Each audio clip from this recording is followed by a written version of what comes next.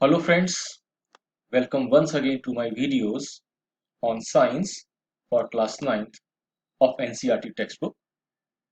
Friends इस video में मैं आपके साथ में आपकी टेक्स्ट बुक के चैप्टर नंबर 1 जिसका टाइटल है मैटर इन अवर सराउंडिंग्स, तो इस चैप्टर के टॉपिक इवेपोरेशन को डिस्कस कर रहा हूं। इवेपोरेशन से पहले के जो टॉपिक्स हैं इस चैप्टर में उनको मैं अपनी प्रीवियस वीडियोस में डिस्कस कर चुका हूं और साथ ही साथ उन टॉपिक से रिलेटेड क्वेश्चंस के आंसर्स को भी मैंने अपनी वीडियोस में डिस्कस किया हुआ है। आप उनको अपने रेफरेंस के लिए देख सकते हैं। तो आइए हम अपने डिस्कशन को स्टार्ट करते हैं and let's try to understand what is evaporation. Okay, तो फ्रेंड्स अब तक हमने इस चैप्टर में जो भी कुछ पढ़ा है उसके बेसिस पर हमारे मन में कुछ क्वेश्चंस हो सकते हैं और वो क्वेश्चंस ये हैं कि क्या हमें अगर किसी मैटर की स्टेट को चेंज करना है तो हमें हमेशा उस मैटर को हीट प्रोवाइड करानी होगी या हमें हमेशा उस मैटर के प्रेशर में कोई चेंज करना होगा। यानी कि क्या हम उस मैटर की स्टेट को चेंज करना अगर चाहते हैं तो हमें हमेशा उसे हीट ही देनी पड़ेगी या हमें हमेशा उसको प्रेशर ही चेंज करना पड़ेगा, या बिना हीट दिए या बिना प्रेशर में कोई चेंज लाए भी हम उस मैटर की स्टेट में कोई चेंज ला सकते हैं। या फिर हम ये भी कह सकते हैं कि क्या हम किसी लिक्विड को डायरेक्टली वेपर स्टेट में भी लेके आ सकते हैं बिना उस लिक्विड के बॉइलिंग पॉइंट पर पहुंचे हुए, यानी कि उस लिक्विड को बिना इतना हीटअप किए हुए कि वो बॉइलिंग पॉइंट पर पहुंच जाए और वो वेपर बन जाए। तो क्या हम ऐसा भी कर सकते हैं कि हम उस लिक्विड को उसके बॉइलिंग पॉइंट तक ना लेके जाएं और फिर भी वो वेपर में कन्वर्ट हो जाए। तो क्या ऐसा पॉसिबल है? The answer is yes, it is possible and it is possible because of evaporation. Evaporation के कारण से हम लिक्विड को बिना उसके बॉइलिंग पॉइंट पर ले जाए भी वेपर स्टेट में लेकर के आ सकते हैं। एग्जाम्पल के लिए हम बात कर सकते हैं कि अगर हम वाटर को किसी ओपन कंटेनर में काफी दिनों तक के लिए छोड़ देते हैं तो वो वाटर अपने आप से ही वेपर स्टेट में चला जाता है, भले ही हम उस वाटर को बॉईल ना भी करें, उसको आप उसके बॉइलिंग पॉइंट तक ना भी लेके आए। या फिर हम अपने रोजमर्रा में ये भी देखते हैं कि जब हम अपने घर में अपने कपड़ों को ड्राई करते हैं, उसको किसी तार पे डालते हैं, रस्सी के ऊपर डालते हैं, तो भी वो कपड़े सूख जाते हैं, हम उनको हीटअप तो नहीं करते। तो उन कपड़ों में जो पानी होता है वो वेपर के फॉर्म में कन्वर्ट हो जाता है और हमारे कपड़े ड्राई हो जाते हैं। तो ये सब क्यों होता है? ये सब इवेपोरेशन के कारण से होता है। So now let's try to understand what evaporation is. Now friends, we know that the particles of matter are always moving.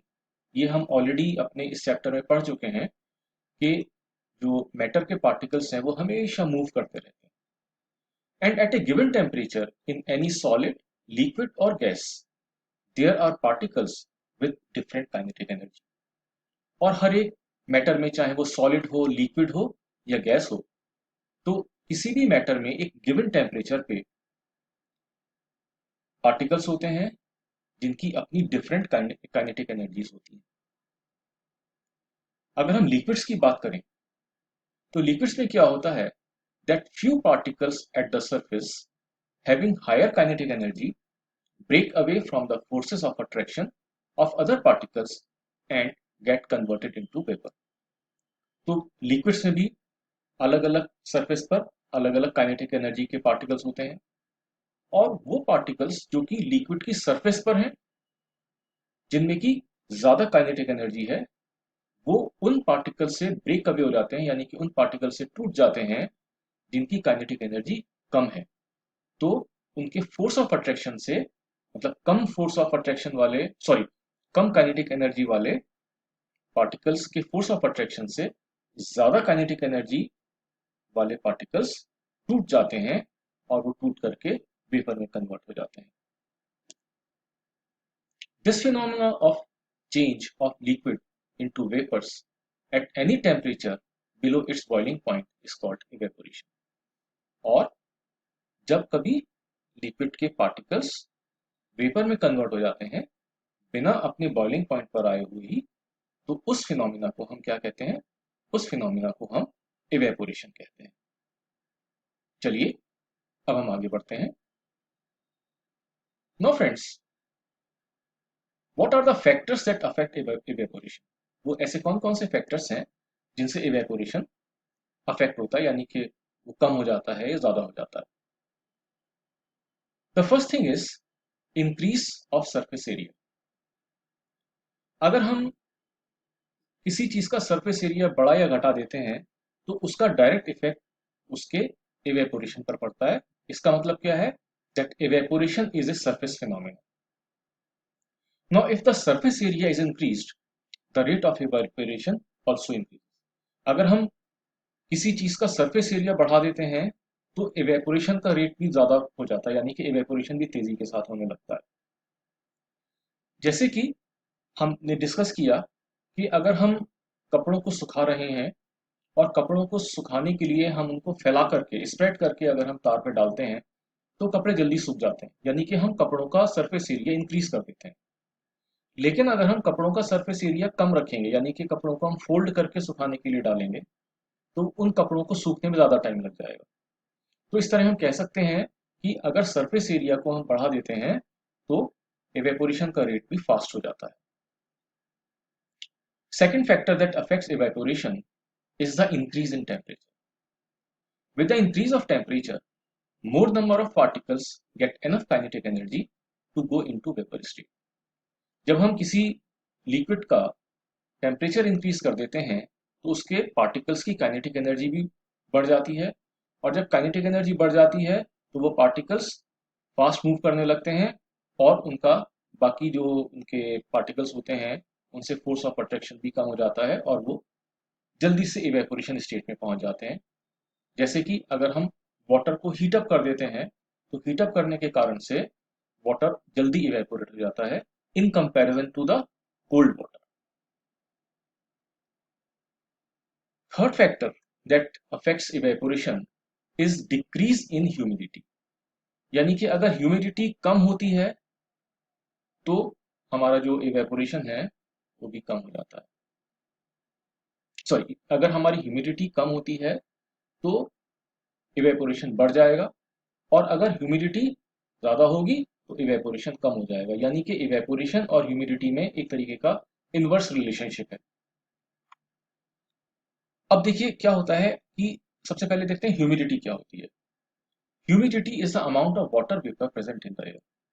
यानी कि जितना पानी के कंटेंट्स एयर में प्रेजेंट होते हैं उसको हम ह्यूमिडिटी कहते हैं। जैसे कि हम कहते हैं कि रेनी सीजन में ह्यूमिडिटी बढ़ गई, तो क्यों बढ़ जाती है? क्योंकि रेनी सीजन में एयर के अंदर वाटर पार्टिकल्स ज़्यादा क्वांटिटी में मौजूद होते हैं, तो ह्यूमिडिटी ज़्यादा होती है। हम कहते हैं उमस हो रही है, गर्मी हो रही है।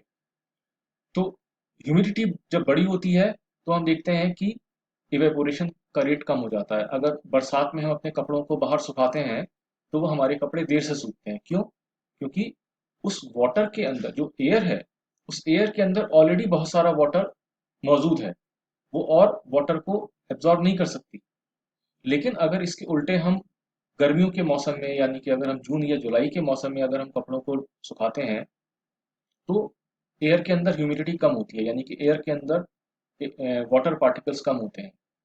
और जब वाटर पार्टिकल्स कम होते हैं तो एयर ज़्यादा वाटर पार्टिकल्स को एब्जॉर्ब कर सकती है, उसके कारण से हमारे कपड़े सूख जाते हैं। तो यही बात हमने यहाँ बताई है that the air can not hold more than a definite number of water vapour eight a given temperature.